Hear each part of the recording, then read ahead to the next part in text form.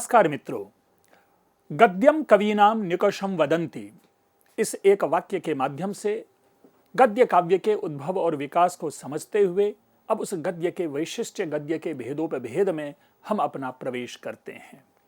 मित्रों, जब गद्य को हमने एक काव्य के रूप में देखा कि जो भी साहित्यिक विधा है, यूं तो अगर विधाओं की ओर दृष्टिपात करें तो संस्कृत काव्य परंपरा का जब विश्लेषण किया जाता है तो दो प्रकार से विश्लेषण किया जाता है। सबसे पहले तो हमें उसे जिसको कहते हैं कि वैदिक और लौकिक करके सिखाया जाता है। मैं इस पर टिप्पणी करता हूं कि काव्य की विधा को दो ही रूपों में नहीं देखा जाना चाहिए, वैदिक और लौकिक ही नहीं, क्योंकि अगर ऐसा देखेंगे तो फिर रामायण महाभारत और पुराण को किस श्रेणी में रखेंगे। तो हमने उसके लिए कहा वैदिक, उपजीव्य और लौकिक।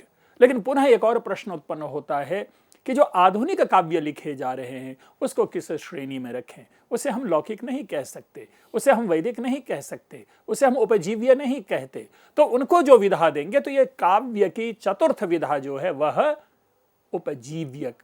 आधुनिक काव्य है। तो जब हम आते हैं इस श्रेणी में, फिर उसके बाद जो है लौकिक है, लौकिक के दो भेद हम कर लेते हैं। उस लौकिक के दो भेद को हम दृश्य और श्रव्य मान लेते हैं। दृश्य भी नाटक आदि है, रूपक उपरूपक से भेदोपभेद करते हैं, और श्रव्य के भी हम तीन भेद करते हैं, गद्य, पद्य और चंपू।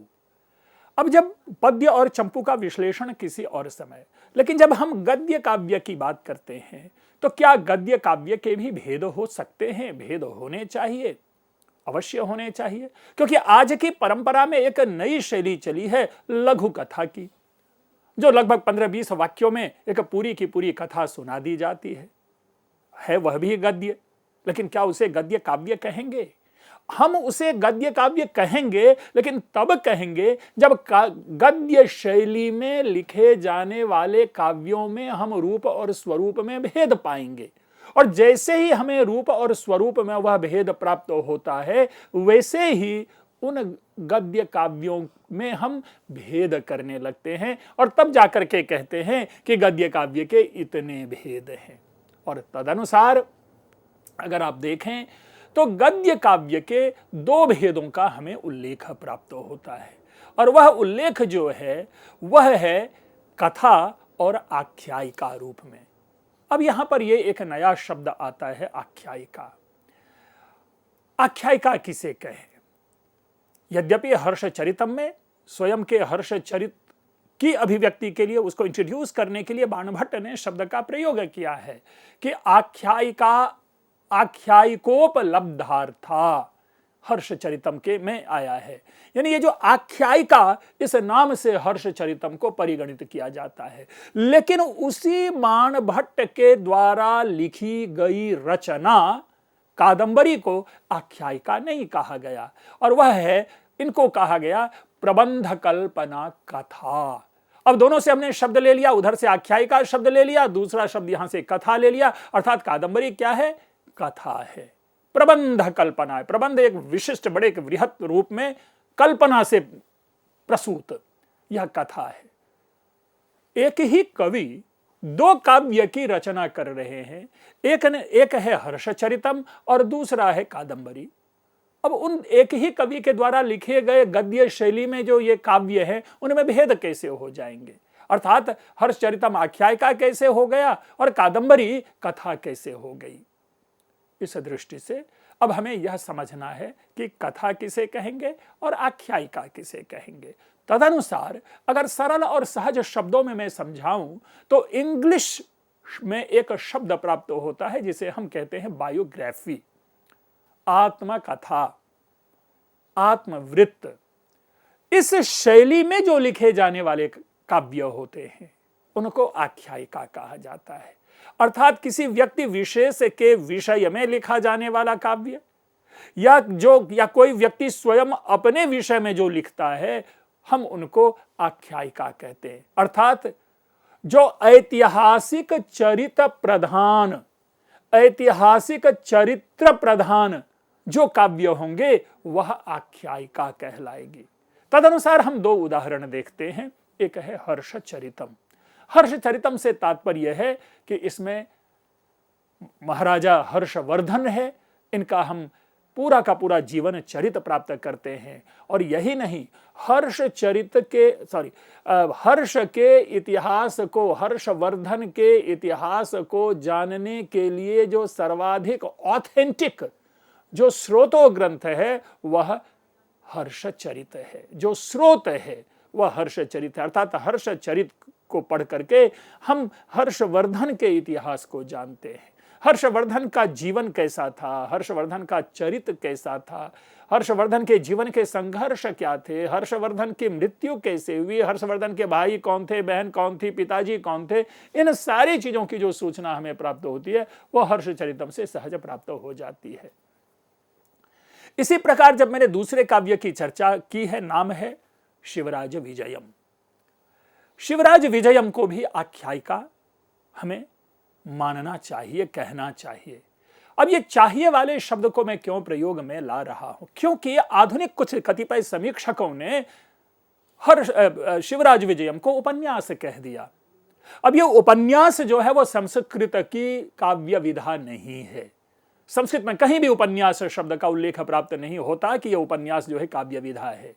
लेकिन राधा वल्लभ त्रिपाठी जैसे और कुछ प्राचीन समीक्षकों ने शिवराज विजयम को उपन्यास कह दिया। मैं बार बार कहता हूं, पुनः कहता हूं कि हमें ऐसा नहीं स्वीकार करना चाहिए, क्योंकि कल को फिर संस्कृत के किसी अन्य विधा को हम अंग्रेजी नाम से जानने लगेंगे, या हिंदी के ही अन्य जो पता चला उसकी भी हम जो है ना वो अलग अलग विधा से इसका विश्लेषण करने लगेंगे। नहीं, जो संस्कृत है उसके संस्कृतत्व को बनाए रखने के लिए किसी भी प्रकार के आयातित शब्द से संस्कृत काव्य विधा का परिचय नहीं दिया जाना चाहिए। इसीलिए संस्कृत काव्य जगत यदि उपन्यास कहता है शिवराज विजयम को, तो हमें यहां पर सावधानी बरतने की आवश्यकता है। अस्तु, अब शिवराज विजयम क्यों है आख्यायिका? क्योंकि उसमें शिवाजी के जीवन चरित्र का उल्लेख हमें प्राप्त होता है। प्रधान नायक शिवाजी है, जिनका आशैशवात अर्थात बालपन से लेकर के पूरी जीवन की यात्रा, चाहे वो औरंगजेब से युद्ध हो, चाहे अफजल खां की मृत्यु हो, चाहे शाइस्ता खां वाली बात हो, चाहे जय सिंह की बात हो, चाहे जसवंत सिंह की बात हो, उन सब का उल्लेख, रोशनारा की चर्चा हो, सबका उल्लेख हम इसमें शिवाजी के साथ साथ पाते हैं शिवराज विजयम में। अर्थात शिवाजी के जीवन चरित्र को आधार बना करके लिखा गया है यह काव्य, इसलिए इसे आख्यायिका कहा जाना चाहिए। जिसे मैंने बार बार कहा है, एक सामान्य अभिव्यक्ति के लिए हम जिसे आत्मकथा कहते हैं। लेकिन आत्मकथा की भी दो विधा होती है कि कोई व्यक्ति जब अपने विषय में लिखता है उसको भी हम आत्मकथा कहते हैं, और किसी व्यक्ति के विषय में जो लिखा जाता है उसको भी हम आत्मकथा ही कह देते हैं बरबस। तो इस दृष्टि से हर्षचरितम जो है उसी प्रकार की शैली में लिखा जाने वाला, संस्कृत काव्य परंपरा में दिया जाने वाला जो नाम है आख्यायिका, उससे हम अभिव्यक्त करते हैं हर्षचरितम को। अब रही बात कथा किसे कहते हैं। कथा निस्संदेह कवि प्रसूत होती है। कवि की कल्पनाओं के संसार से निकली हुई जो कहानी है, हमने उसे, समीक्षकों ने उसे कथा नाम दिया है। और कादंबरी तदनुसार कथा है। क्यों? क्योंकि कादंबरी के जो चरित्र हैं इनका हमें कहीं भी स्रोत प्राप्त नहीं होता, वह समाज का हिस्सा नहीं है। भले ही वह प्रतीकात्मक हिस्सा हो, भले ही वह प्रतीक के रूप में जाना जाता हो, लेकिन चंद्रापीड नाम का, तारापीड नाम का, शुकनास नाम का, कादंबरी नाम वाली, इसी तरह से अन्य जो चरित्र हैं, ऐसे नामों वाले जो चरित्र है समाज में नहीं देखा गया, नहीं पाया गया। अर्थात ये ऐतिहासिक चरित्र नहीं है, ये कवि की कल्पनाओं से निकला हुआ ये चरित्र है। तो इसीलिए ऐसी कल्पनाओं से जो निकली जाने वाली जो कथा है, जो विषय वस्तु है, उसको समीक्षकों ने कथा नाम दिया। और यही कारण है कि मैंने जब कथा शब्द को इंट्रोड्यूस किया था तो उसको हमने कहा था प्रबंध कल्पना। कवि के द्वारा जो एक वृहत रूप में, एक दीर्घ रूप में जो कल्पनाएं एक कहानी के माध्यम से प्रस्तुत की जाती है वह कथा है। और उसका उदाहरण है हमारे सामने दश कुमार चरितम, हमारे सामने उसकी कथा है कादंबरी, और कालांतर भी कई सारी मंदार मंजरी, पंडित विश्वेश्वर पांडेय के द्वारा विरचित मंदार मंजरी, ये भी एक बड़ी ही सुंदर कथा है। तो इस रूप में हम कथात्मक रूप देखते हैं। हमने गद्य काव्य के दो भेदों की चर्चा की, कथा और आख्यायिका। अब यह हम जानने की कोशिश करते हैं कि इसके विषय में एक विशेष टिप्पणी है, और यह टिप्पणी आज की नहीं है, यह टिप्पणी मेरे ख्याल से 5वीं-6वीं शताब्दी की टिप्पणी है। आचार्य दंडी, जो संस्कृत काव्य जगत के सर्वाधिक प्रसिद्ध समीक्षकों में माने जाते हैं, जिस प्रकार हम हिंदी में आचार्य रामचंद्र शुक्ल आदि नाम लेते हैं, उसी प्रकार संस्कृत काव्य जगत में, संस्कृत समीक्षा जगत में दंडी का नाम लिया जाता है। दंडी ने अपने काव्यादर्श में कथा और आख्यायिका के बीच में बिना किसी प्रकार का अंतर बताए इन दोनों के भेदों में अरुचि दिखाई है। उनका यह मानना है कि ये दोनों भेद केवल अभिव्यक्ति मात्र है, अन्यथा गद्य काव्य ही होते हैं। स्पष्ट उन्होंने इन भेदों के प्रति अरुचि दिखाई है, और इन्होंने यहां तक कह दिया कि वस्तुतः यह एक ही जाति है, लेकिन उनके दो भिन्न नाम हैं। भेदश्च दृष्टो लंभादिरुच्छ्वासो वास्तु किम ततः तत्कथाख्यायिकेत्येका जाति संज्ञा द्वयांकिता। देखिए, तत् कथा और आख्यायिका इति एका जाति, यानी कथा और आख्यायिका एक ही जाति है। भाई हमें इसे अलग अलग नाम क्यों दें? ठीक है, अभिव्यक्ति के लिए हमने इसे दो संज्ञा दे दी है, दो नाम दे दिए हैं। तो ये दंडी की उस समय की दृष्टि है। लेकिन नहीं, आधुनिक जो समीक्षा जगत है वह हर विषय में सूक्ष्म से सूक्ष्म विश्लेषण अवश्य पाता है, और अगर वो भेद हम नहीं करेंगे, अगर वो हम विशेष संबंध नहीं दिखाएंगे, तो सब एक ही हो जाता है। इसीलिए कदाचित यह कथा और आख्यायिका, ये दो प्रकार के भेद चल पड़े। अब दोनों के भेदों में लक्षण हम देखते हैं कि दोनों के भेदों का लक्षण क्या है। हालांकि मैंने सामान्य रूप से आप लोगों के सामने स्पष्ट करने का प्रयास किया, लेकिन थोड़ा विशेष रूप से भी देख लेते हैं कि कथा में गद्य द्वारा, ठीक है, जो सरस कथानक का निर्माण किया जाता है। अब मैं इसमें एक चीज और कहूं कि समीक्षकों ने, जो लक्षणकार हैं, उन्होंने इसमें यह भी बताने का प्रयास किया है कि इसमें कहीं आर्या छंद तो कहीं वक्त तो कहीं अपर वक्त छंद का प्रयोग किया जाता है। लेकिन ध्यान रखेंगे, यह गद्य काव्य के मूल के ऊपर टिप्पणी नहीं है। जो विधा हम नाटक में नांदी रूप में देखते हैं, जो विधा हम महाकाव्य में मंगलाचरण के रूप में देखते हैं, उसी विधा को एक प्रकार से कवि अपने मूल गद्य काव्य के प्रारंभ में रखता है, जिसमें कि अपने समकालीन श्रेष्ठ राजा हो, कवि हो, अपने ईश्वर हो, अभीष्ट देव हो, उनकी वो स्तुति करते हैं, मंगलाचरण करते हैं, नमस्कार करते हैं। तो वो जो पद्य निर्माण होगा, वहां पर आवश्यक रूप से पद्य में ही निर्माण होगा। ध्यातव्य है कि पंडित अंबिका दत्त व्यास ने शिवराज विजयम के प्रारंभ में जो मंगलाचरण किया है, वो भी कहीं ना कहीं गद्यात्मक रूप ही है। उन्होंने पद्य निर्माण करके या आर्या छंद या पग वक्त या अपर वक्त छंद आदि का प्रयोग करके नहीं ऐसा प्रयोग किया है, लेकिन एक निर्देश है कि गद्य के प्रारंभ में जो नमस्कारात्मक स्तुतियां की जाती हैं, उनमें कहीं आर्या छंद हो, कहीं वक्त छंद हो, कहीं अपर वक्त छंद हो, जो आख्यायिका में नहीं होता। तो इसमें ये एक, दोनों के लक्षण में ये एक भेद है। आख्यायिका की कथा के समान कवि वंश का भी आप चाहे तो इसमें वर्णन कर सकते हैं, लेकिन ये सारे के सारे लक्षण तब बनाए गए जब बाणभट्ट ने अपने ग्रंथ के प्रारंभ में 23-24 पद्यों, 25 पद्यों के माध्यम से इस प्रकार अपनी अभिव्यक्ति प्रकट की। अन्यथा अगर हम बिना इस प्रकार के पद्यात्मक स्तुति से ही अगर हम अपने काव्य को प्रारंभ करते हैं, गद्य कथा को प्रारंभ करते हैं या आख्यायिका को प्रारंभ करते हैं, तो उसमें भी कोई दोष नहीं होना चाहिए। अब यहां पर है एक कि जो कथा जो होते हैं उनका जो चैप्टराइजेशन होता है, जैसे हम लोग कहते हैं ना कि एक अध्याय, दो अध्याय, जैसे वाल्मीकि रामायण में कांड कह लेते, या महाभारत में पर्व कह लेते, या महाकाव्य में सर्ग कह लेते, इसी प्रकार जो नाटक है उसमें हम अंक कह देते। तो इस प्रकार का जो खंडों में विभाजन है वो कथा में कैसे होगा? तो उसको उन्होंने कहा कि ये उच्छ्वास में उसका विभाजन होता है। यद्यपि उच्छ्वास जो है ये सांस छोड़ने को कहते हैं, है ना। तो ये जो उच्छ्वास है उस उच्छ्वास में विभाजन होता है। प्रत्येक जो है, जो जैसे आप कहें कि कादंबरी हो या हर्षचरितम हो, या उच्छ्वास और निश्वास में इसका विभाजन होता है। है ना। ठीक उसी प्रकार कि इन दोनों में अब भेद क्या है, तो आप सामान्य देखिए, जो कथा में जो कथा वस्तु है वो कविकल्पित है, लेकिन आख्यायिका में ऐतिहासिक होता है। जैसा मैंने आपके सामने स्पष्ट किया कि किसी ऐतिहासिक पुरुष के जीवन चरित्र को आधार बना करके जो लिखा जाता है, जिसे हम बायोग्राफी कहते हैं, वह आख्यायिका होती है। अर्थात ऐतिहासिक चरित्र की कहानी जहां प्राप्त होती है वह आख्यायिका है। कथा के आरंभ में पद्यों के द्वारा सज्जनों की प्रशंसा, दुष्टों की निंदा तथा कवि के वंश का जो वर्णन है वह उस प्रकार से किया जाता है। आख्यायिका में प्राचीन कवियों की प्रशंसा पद्य में और कवि का वंश वर्णन गद्य में होता है। मित्रों, यह कोई लक्षण नहीं है।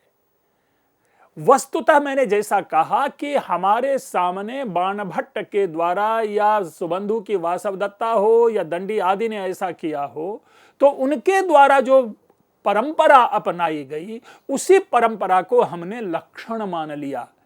यह नाटक की तरह या महाकाव्य की तरह कोई दृढ़ विषय नहीं है, क्योंकि कई कई आप गद्य काव्य ऐसे भी देखेंगे कि जिसमें आवश्यक नहीं कि इतने लंबे चौड़े पद्य प्राप्त होते हों। पुनरपि परंपरा में लोगों ने फॉलो किया, इसीलिए यह एक लक्षण बन गया। और यही लक्षण जो है दोनों का भेद बन गया कि गद्य काव्य जो कथा है, उस कथा के प्रारंभ में सज्जनों की प्रशंसा होती है, दुष्टों की निंदा होती है, कवि के वंश का वर्णन किया जाता है।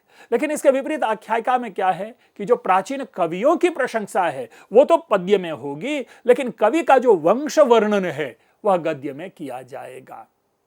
इसी प्रकार हम और देखते हैं कि कथा का विभाजन नहीं होता। आख्यायिका उच्छ्वासों या निश्वासों में निश्रित होता है। उच्छ्वासों के आरंभ में भावी घटना का परोक्ष निर्देश करने वाले पद्य होते हैं। तो ये जो है, ये छोटी छोटी चीजें हैं। मैं पुनः कहूंगा कि ये एक कालांतर में जब लक्षण ग्रंथ लिखे जाने लगे तो उसी क्रम में जो पूर्ववर्ती गद्य काव्य को देखा, उस पूर्ववर्ती गद्य काव्य को समझ करके इस प्रकार के लक्षण बनने प्रारंभ हो गए। कथा में मुख्य कथानक को लाने के लिए दूसरे जो कहते हैं दूसरों कथा में आरंभ करते हैं, लेकिन आख्यायिका में क्या है कि कवि अपना वृत्तांत दे करके मुख्य कथा को आरंभ करता है। स्वाभाविक है कि जो कथा जो है, कथा में चेंजेस जल्दी होते हैं, इसीलिए आप जब पाएंगे तो जैसे एक अंत होता है तो फिर दूसरी कथा प्रारंभ हो जाती है। जैसे आप कादंबरी में जाकर के देखें तो वहां पर आप एक शुकनासोपदेश है, या आप कथा मुख में देखेंगे कि चंद्रापीड़ आदि या जो भी चीजें हैं इनकी चर्चा आती है, फिर बदलता जाता है, नाम उनके बदलते चले जाते हैं।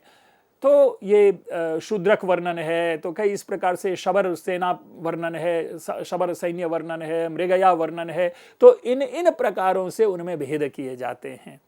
तो यहाँ पर भी हम कहते हैं कि जो कथा का जो आरंभ होता है वो हर एक जगह अलग अलग प्रकार से आरंभ होता है, लेकिन दोनों में एक समानता है।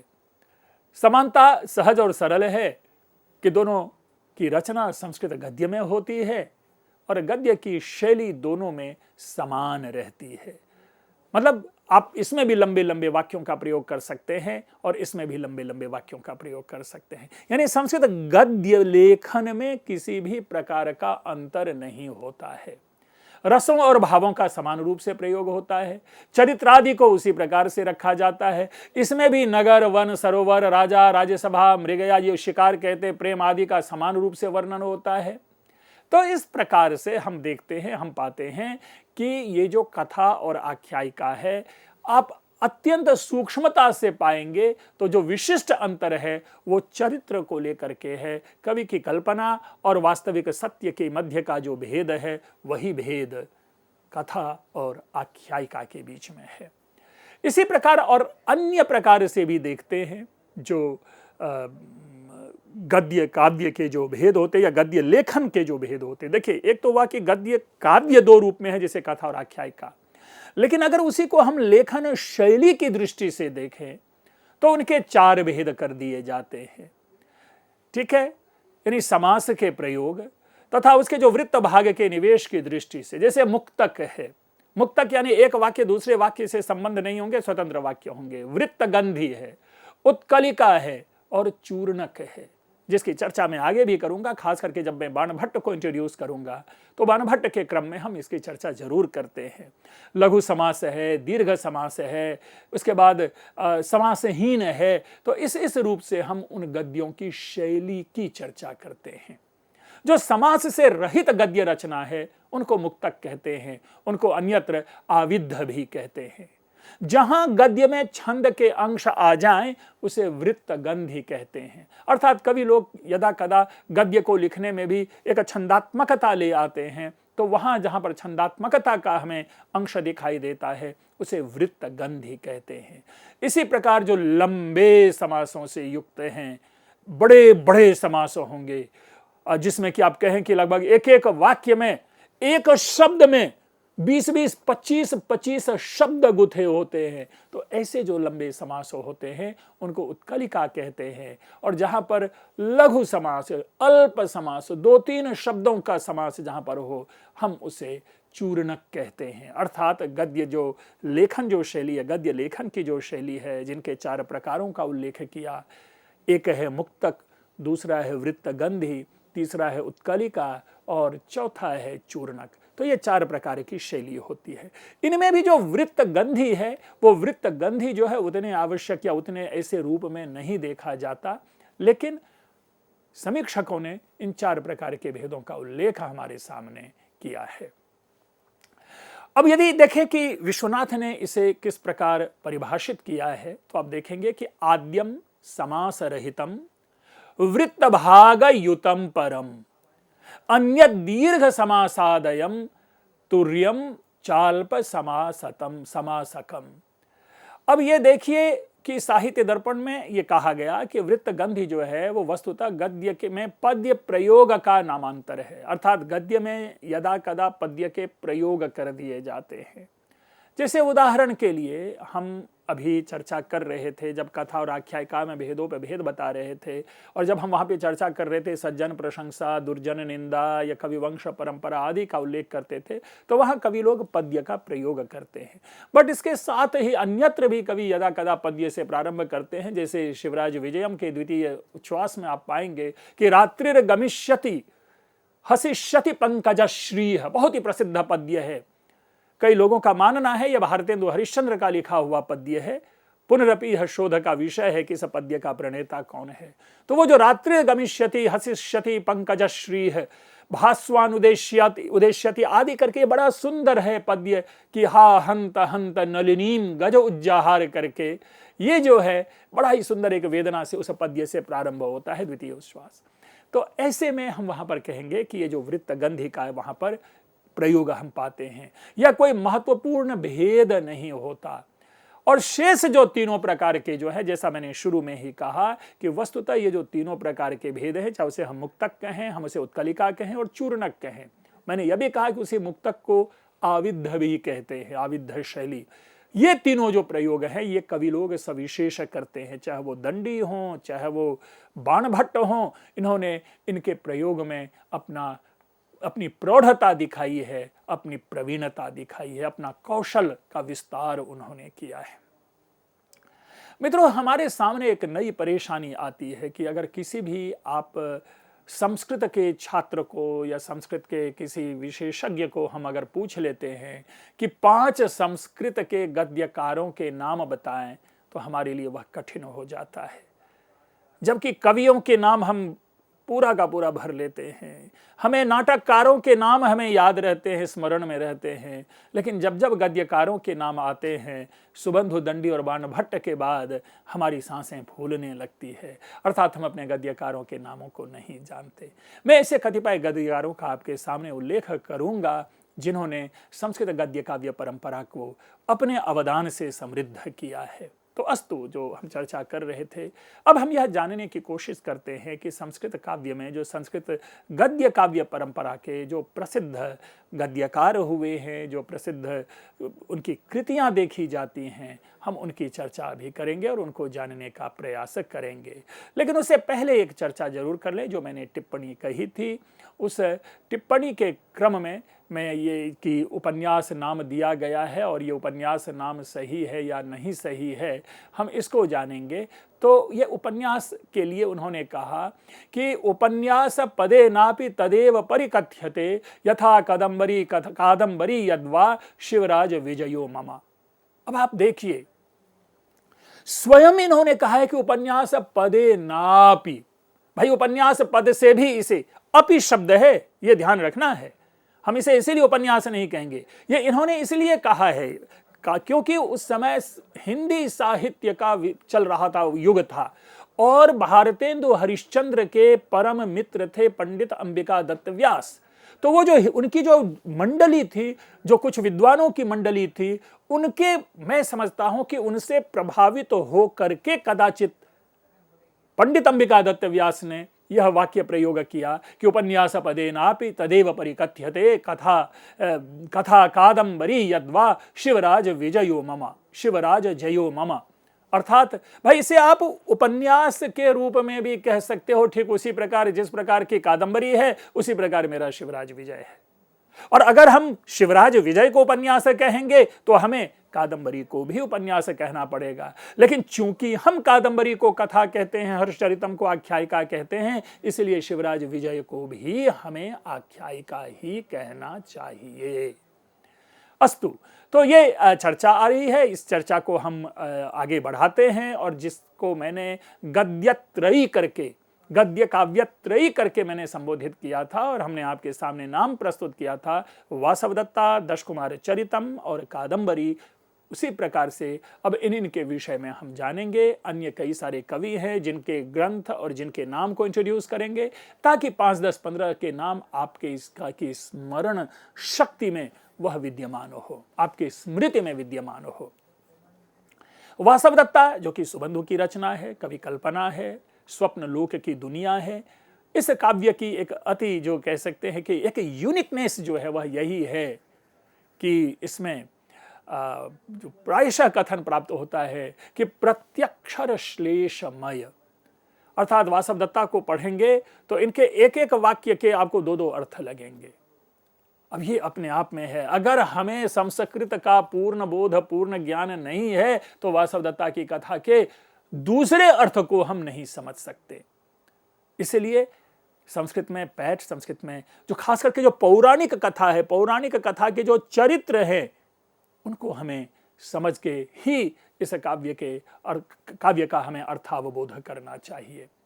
दशकुमार चरितम बड़ा ही सुंदर काव्य है, बहुत ही सुंदर रचना है। सामाजिक, जिसको कहते हैं कि पूरी तरह से समाज के बीच से लिखा जाने वाला यह काव्य है। ये कह सकते हैं महाकवि कालिदास या अन्य बाणभट्ट या किसी अन्य की तरह वो कल्पनाओं की उड़ान इसमें कम देखी जाती है, लेकिन जीवन की सच्चाई, समाज की सच्चाई, जो मानव मात्र का जो अंतर्द्वंद्व है, मानव का जो विज्ञान है, जो मनोविज्ञान है, उन सब से प्रेरित संप्रेरित यह दशकुमार चरितम है, जो हर बाल बुद्धि को भी आकर्षित करता है। और रही बात इसकी भाषा शैली की, वो आनंदमय है भाषा शैली, और इतनी सुंदर भाषा है इनकी कि बरबस ही मुंह से निकल पड़ता है दंडिनः पद लालित्यम। और बार बार मैं वो पंक्ति सुनाता रहा हूं, छोटा सा ही है, मैं तोड़ करके सुना रहा हूं। देखिए क्या प्रवाह है कि अनवरत याग दक्षिणा रक्षित शिष्ट विशिष्ट विद्या संभार भासुर भूसर निकर घनदर्प कंदर्प सौंदर्य सौंदर्य हृदय निर्वद्य रूपो भूपो बभूव तस्य वसुमती नाम सुमति कुलशेखर मणि रमणी बभूव। अब जरा देखिए, कुलशेखर मणि रमणी बभूव, मतलब एक कवि को इतना अधिकार है शब्द के ऊपर में, इनका शब्दकोश इतना विपुल है कि कहां कहां से शब्द ला करके और अपनी अभिव्यक्ति में एक रमणीयता ला देते हैं, एक लालित्य ला देते हैं। बाद में बाणभट्ट है कि वो कहते हैं कि जब बाणभट्ट के आगमन के बाद संस्कृत काव्य लेखन की दुनिया ही बदल गई। जब कादंबरी हमारे सामने आती है या जो हर्षचरितम हमारे समक्ष आता है, तो एक प्रकार से जो बाल बुद्धि हैं, अर्थात जिनकी संस्कृत में गहरी पैठ नहीं है, जिनको भाषाई ज्ञान नहीं है, उनके हाथ पांव फूलने लगते हैं कादंबरी और हर्षचरितम में। क्योंकि जब महाकवि बाणभट्ट अपने उस उत्कलिका का प्रयोग करते हैं तो आनंद आ जाता है। छोटा सा उदाहरण देता हूं उत्कलिका का, कि